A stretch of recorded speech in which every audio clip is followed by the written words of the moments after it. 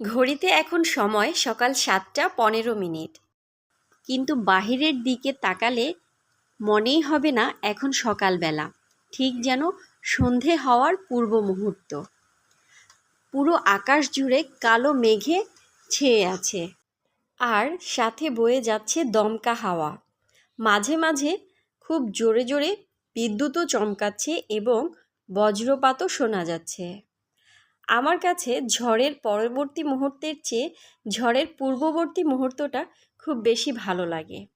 আপনাদের কাছে কেমন লাগে?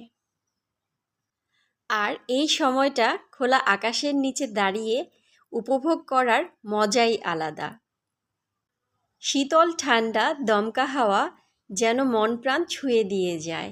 সে এক অন্যরকম অনুভূতি, যা ঘরে বসে থেকে পাওয়া যাবে না, বাইরে গিয়ে উপভোগ করতে হবে।